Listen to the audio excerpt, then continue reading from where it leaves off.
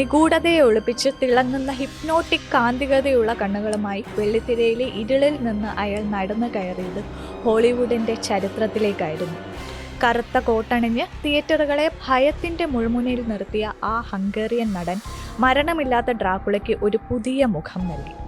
ഭയത്തെ വെറുപ്പല്ല, മറിച്ച് ആകർഷണീയതയാക്കി മാറ്റിയ പ്രതിഭ ബെല്ല ലുഗോസി.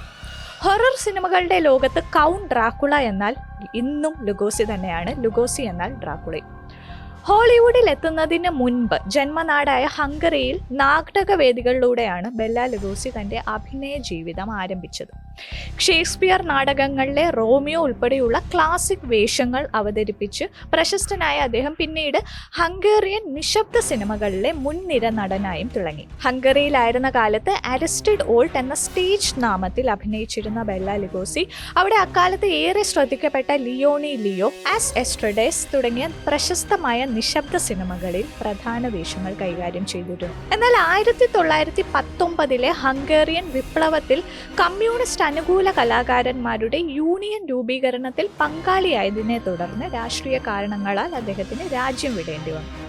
ലുഗോസി 1920കളിലാണ് അമേരിക്കയിലെത്തുന്നത്. യൂണിവേഴ്സൽ പിക്ചേഴ്സിന് വേണ്ടി ടോഡ് ബ്രൗണിംഗ് സംവിധാനം ചെയ്ത് 1931 പുറത്തിറങ്ങിയ ഡ്രാക്കുള എന്ന ചിത്രമാണ് അദ്ദേഹത്തെ ഹോളിവുഡിന്റെ നെറുകയിലെത്തിച്ചത്. ബ്രാം സ്റ്റോക്കറുടെ നോവലിലെ ഡ്രാക്കുള ക്രൂരനും ഭീകരനുമായ ഒരു വാമ്പയറാണ്. എന്നാൽ ബെല്ല ലുഗോസി ആ സങ്കല്പത്തിനെ മാറ്റിമറിക്കുകയായിരുന്നു.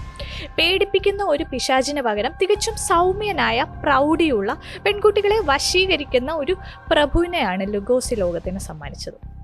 ബ്രോഡ്വേ സ്റ്റേജ് പ്രൊഡക്ഷനിൽ 350-ലധികം പ്രകടനങ്ങളിലൂടെ ഡ്രാക്കുള എന്ന കഥാപാത്രത്തെ പൂർണ്ണതയിലെത്തിച്ച ലുഗോസി കൗണ്ടിന്റെ ആ മാസ്മരിക രൂപത്തെ വെള്ളിത്തിരയിൽ അവതരിപ്പിച്ച് പൊതുജനങ്ങൾക്കിടയിൽ വാമ്പയറിന്റെ ജനപ്രിയ ചിത്രം ഉറപ്പിക്കുകയായിരുന്നു.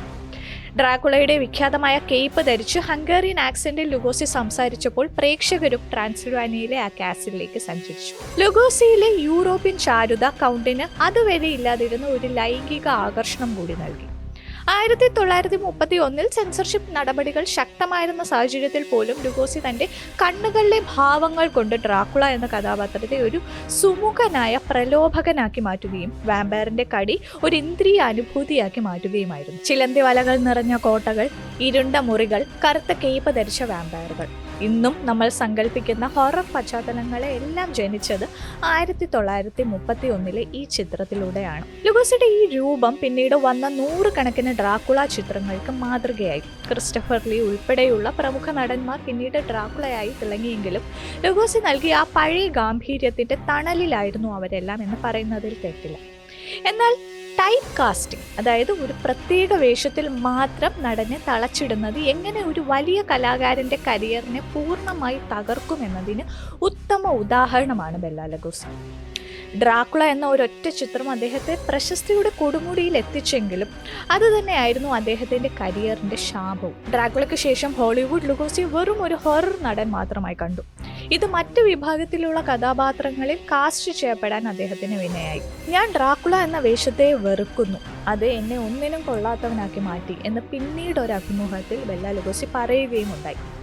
കരിയറിലെ പരാജയങ്ങളും സാമ്പത്തിക ബാധ്യതകളും ലുഗോസിയെ കടുത്ത വിഷാദത്തിലേക്കും മയക്കുമരുന്ന് അഡിക്ഷനിലേക്കും നയിച്ചു. തൻ്റെ അവസാന കാലത്ത് അന്നത്തെ ഏറ്റവും മോശം സംവിധായകൻ എന്ന് വിളിക്കപ്പെട്ടിരുന്ന എഡ് വുഡിൻ്റെ വളരെ നിലവാരം കുറഞ്ഞ സിനിമകളിൽ വരെ ലുഗോസിക്ക് അഭിനയിക്കേണ്ടി വന്നു.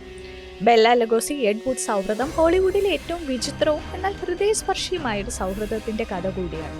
പ്രായമേറിയതോടെ അവസരങ്ങൾ നഷ്ടപ്പെടുകയും മയക്കുമരുന്നിന് അടിമയാകുകയും ചെയ്ത ലുഗോസിയെ ഹോളിവുഡ് പാടെ മറന്നു തുടങ്ങിയ ഘട്ടത്തിലാണ് ലുഗോസിയുടെ വലിയ ആരാധകനായ എഡ് വുഡ് അദ്ദേഹത്തിൻ്റെ ജീവിതത്തിലേക്ക് കടന്നു വരുന്നത്. Glen or Glenda, Bride of the Monster, Plan 9 from Outer Space എന്നിങ്ങനെ വുഡിൻ്റെ 3 സിനിമകളിലാണ് ലുഗോസി അഭിനയിച്ചത്. ലുഗോസിയുടെ മരണശേഷമാണ് അദ്ദേഹത്തിൻ്റെ അവസാന ഷോട്ടുകൾ ഉൾപ്പെടുത്തി എഡ് വുഡ് തൻ്റെ ഏറ്റവും പ്രശസ്തമായ അല്ലെങ്കിൽ ഏറ്റവും മോശം സിനിമ എന്നറിയപ്പെടുന്ന പ്ലാൻ 9 ഫ്രം ഔട്ടർ സ്പേസ് പൂർത്തിയാക്കിയത്. ഈ സവിശേഷ സൗഹൃദത്തെ ആസ്പദമാക്കി 1994 പ്രശസ്ത സംവിധായകൻ ടിം ബർട്ടൺ ഒരുക്കിയ ബയോപിക് ചിത്രമാണ് എഡ് വുഡ്. ബ്ലാക്ക് ആൻഡ് വൈറ്റിൽ ചിത്രീകരിച്ച ഈ സിനിമ എഡ്വുഡിന്റെ പരാജയങ്ങളെ കളിയാക്കുന്നതിന് പകരം സിനിമയോടുള്ള അയാളുടെ അടങ്ങാത്ത അഭിനിവേശത്തെയും ലുഗോസിയുമായുള്ള ആത്മബന്ധത്തെയുമാണ് ദൃശ്യവൽക്കരിക്കുന്നത്. ലുഗോസിക്ക് ആശ്രയിക്കേണ്ടി വന്ന കുറഞ്ഞ ബഡ്ജറ്റിലുള്ള ബി ഗ്രേഡ് ഹൊറർ ചിത്രങ്ങളിൽപ്പെട്ട ശ്രദ്ധേയമായ ചില സിനിമകൾ എയ്പ് അല്ലെങ്കിൽ ഗൊറില്ല പ്രമേയമുള്ള സിനിമകളാണ്. The Gorilla, Murders in the Rue Morgue, The Ape Man, Return of the Ape Man, Bela Lugosi Meets a Brooklyn Gorilla തുടങ്ങിയ സിനിമകളെല്ലാം ഈ വിഭാഗത്തിൽപ്പെട്ടവയാണ്. വളരെ കുറഞ്ഞ ബഡ്ജറ്റിൽ വളരെ മോശം തിരക്കഥയിൽ ജനിച്ച ഇത്തരം സിനിമകളുടെ വിചിത്രമായ വേഷങ്ങളെ പോലും തന്റെ അഭിനയ മികവ് കൊണ്ട് അവിസ്മരണീയമാക്കാൻ ബെല്ല ലുഗോസിക്ക് സാധിച്ചു. ഹോളിവുഡ് ചരിത്രത്തിലെ ഏറ്റവും കുറഞ്ഞ ബഡ്ജറ്റ് സിനിമകൾ നിർമ്മിച്ചിരുന്ന മോണോഗ്രാം പിക്ചേഴ്സ് എന്ന സ്റ്റുഡിയോയ്ക്ക് വേണ്ടി ലുഗോസി അഭിനയിച്ച 9 ഹൊറർ ചിത്രങ്ങളാണ് മോണോഗ്രാം 9 എന്ന പേരിൽ അറിയപ്പെടുന്നത്. The Invisible Ghost, Spooks Run Wild, Black Dragons, The Corpse Vanishes, Bowery at Midnight, The Ape Man, Ghosts on the Loose, Voodoo Man, Return of the Ape Man. ഇവയായിരുന്നു ആ 9 ചിത്രങ്ങൾ. വളരെ കുറഞ്ഞ ദിവസങ്ങൾ കൊണ്ട് ചെറിയ പണച്ചെലവിൽ നിർമ്മിച്ച ഈ ചിത്രങ്ങൾ സാമ്പത്തിക പ്രതിസന്ധിയിലായിരുന്ന നടന് വലിയ ആശ്വാസം നൽകി. സാങ്കേതികമായി വളരെ പിന്നിലായിരുന്നിട്ടും ഈ സിനിമകൾ ഇന്നും ഹൊറർ പ്രേമികൾക്കിടയിൽ ഒരു കൾട്ട് ക്ലാസിക്കായി നിലനിൽക്കുന്നു. ഹോളിവുഡിന്റെ ചരിത്രത്തിൽ ഈ 9 ചിത്രങ്ങളും ലുഗോസിയുടെ കരിയറിലെ ഗംഭീരമായ പരാജയങ്ങളായും അദ്ദേഹത്തിന്റെ കഠിനാധ്വാനത്തിന്റെ പ്രതീകമായും ഇന്നും ചർച്ച ചെയ്യപ്പെടുന്നുണ്ട് എന്നതും കൗതുകകരമാണ്. ലുഗോസി ഡ്രാക്കുളയായി തിളങ്ങിയപ്പോൾ അതുപോലെ വെള്ളിത്തിരയിൽ മാറ്റുരച്ച മറ്റൊരു പ്രതിഭയായിരുന്നു ബോറിസ് കാർലോഫ്. 1931 തന്നെ ഇറങ്ങിയ ഫ്രാങ്കൻസ്റ്റൈൻ എന്ന ചിത്രത്തിൽ ഫ്രാങ്കൻസ്റ്റൈൻ്റെ മോൺസ്റ്ററിനെ അവതരിപ്പിച്ചാണ് കാർലോഫ് പ്രേക്ഷക ശ്രദ്ധ പിടിച്ചുപറ്റിയത്. പിന്നീട് അങ്ങോട്ട് നിരവധി സിനിമകളിലൂടെ ഇരുവരും ശാസ്ത്രജ്ഞന്മാരെയും വില്ലന്മാരെയും പരസ്പരം പോരടിപ്പിച്ചപ്പോൾ യഥാർത്ഥ ജീവിതത്തിൽ ഇവയുടെ ബന്ധം കൗതുകവും നേരിയ മത്സരബുദ്ധിയും നിറഞ്ഞതായിരുന്നു. യഥാർത്ഥത്തിൽ ഫ്രാങ്കൻസ്റ്റൈൻ ചിത്രത്തിലെ രാക്ഷസന്റെ വേഷം ആദ്യം ലഭിച്ചത് ലുഗോസിക്കായിരുന്നു. എന്നാൽ ഡയലോഗുകൾ ഇല്ലാത്ത ഹെവി മേക്കപ്പുമായി സ്ക്രീനിലേക്ക് എത്തേണ്ട ആ വേഷം അദ്ദേഹം നിരസിച്ചു.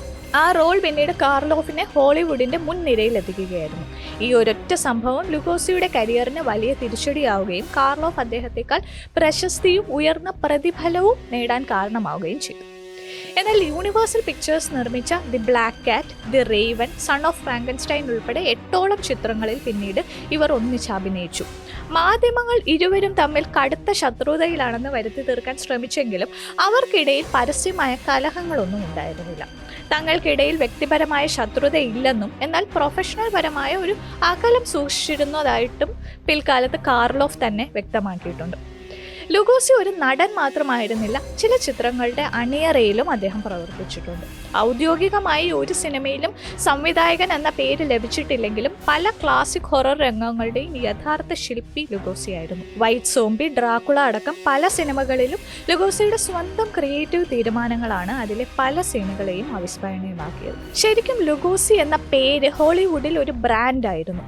പലപ്പോഴും ആളുകൾ ടിക്കറ്റ് എടുക്കുന്നത് സിനിമയുടെ കഥ നോക്കിയല്ല, മറിച്ച് അതിലെ മുൻനിര താരങ്ങളുടെ പേര് കണ്ടിട്ടാണ്.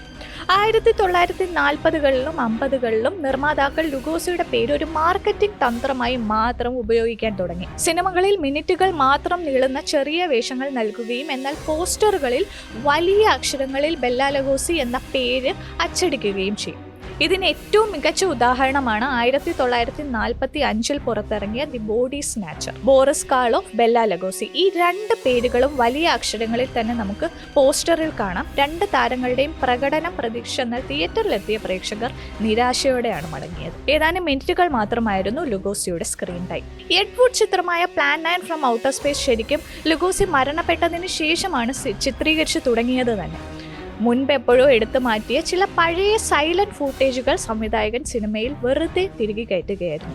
സിനിമയിലെ ബാക്കി ഭാഗങ്ങളിൽ ലുഗോസിക്ക് പകരം മുഖം മറച്ച ഒരു ബോഡി ഡബിളിനെയാണ് ഉപയോഗിച്ചത്. തന്റെ ജീവിതകാലം മുഴുവൻ ഡ്രാക്കുള എന്ന ഒരൊറ്റ കഥാപാത്രത്തിന്റെ നിഴലിൽ ജീവിക്കേണ്ടി വന്ന ലുഗോസിക്ക് ആ കഥാപാത്രവുമായി ഒരുതരം സങ്കീർണമായ ബന്ധമായിരുന്നു ഉണ്ടായിരുന്നത്.